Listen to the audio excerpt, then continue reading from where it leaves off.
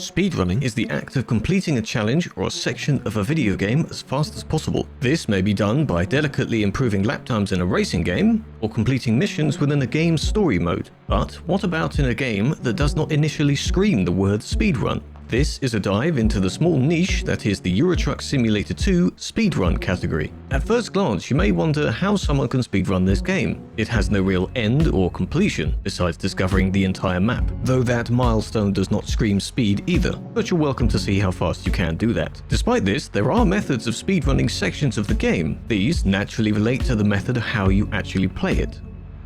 Introducing Speedrun.com, the home of countless record-breaking speedruns and exciting attempts across a plethora of games, including ETS2. For a game approaching its 10th anniversary, it has an active community of speedrunners. As with every submitted game, there are rules. These ensure the runs are as legitimate as possible and fall into organized categories.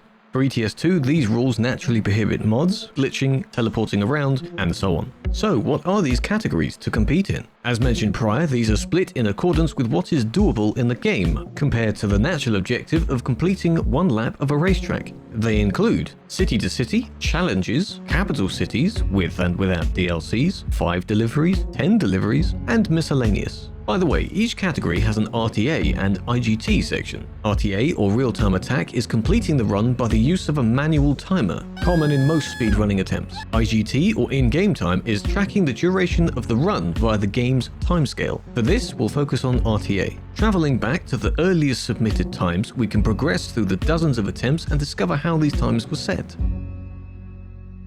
In May of 2015, Guard Jaeger submitted an attempt for the 5 deliveries section. These naturally involved taking 5 deliveries anywhere as quickly as possible. They had to be on a freshly made profile with no mods or other tweaks. Starting in Amsterdam, they completed the first standard quick job in 40 seconds. Following that, choosing the following jobs as quickly as possible can shave seconds off the run. Of course, many quick jobs will take you within the same city, so these are an obvious choice.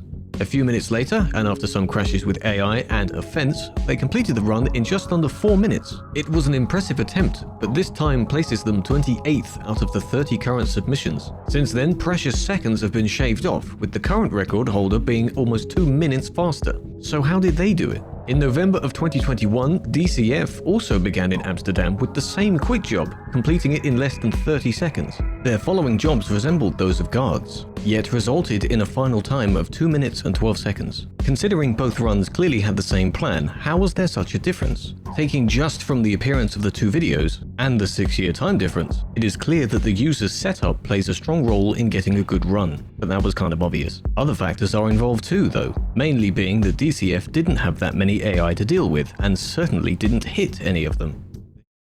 This is only one of the available categories to compete in. It seems quite intriguing, doesn't it? Here are some other notable submissions for the other categories. The most interesting section has to be the challenges. These are for very specific tasks that can be measured in the same way as delivering the 5 jobs. The cleverly named Explorsica requires you to discover the island of Corsica as quickly as possible. Only 2 players have submitted runs for this task, either due to how recently people noticed it was actually there, or due to how daunting of a task they soon realized it was. The player Dark, or Dirk, you decide, will appear a lot in these records. This absolute legend has 9 records in the game, 8 of which are gold medals. Let's see how they tackled Explorsica. Using their Volvo FH, with presumably the highest horsepower engine, they began at Ajaccio and zoomed around the winding roads as if they're escaping the bad guys in a movie. Teleporting was allowed for this challenge, and rightfully so, as with such erratic driving, it was bound to be necessary at some point. After dodging every single AI and almost yeeting over a roundabout, they completed the run in a spectacular way, taking just under 47 minutes. The Locomotive is infamous for being an obnoxious trailer to deliver. While it may bring in substantial profit, it is in no hurry to be delivered. But guess what?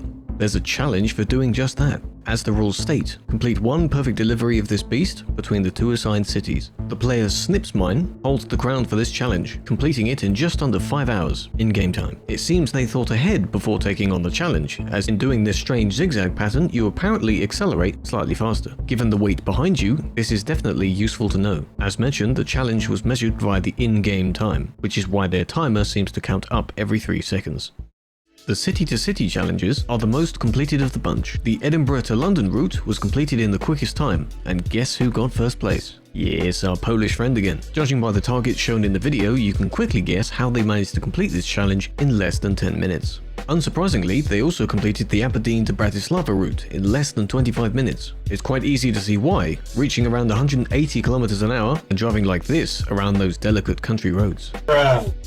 Let's have an appropriately fitting speed round of a few other submissions. In the city-to-city section, the Istanbul to Aberdeen task has no RTA runs. When seeing how long that distance is, I too will not be attempting it. It does have one in-game time run though, by Snipsmine, so well done. For discovering all the capital cities, the no DLC section is the most popular. This of course means the base map area, which only has a few to get, most of which bring you closer by boat. Oh, there he is again. The Miscellaneous section hasn't been mentioned yet, but upon clicking it, there's only one choice. To many, completing city-to-city challenges with no AI seems like a dream. Interestingly, Chlorid took almost 3 times longer with no AI than their rival did with it. Perhaps they just took their time. For the section, 2 names appear with interestingly close times. Fans of the channel will recognize one of these.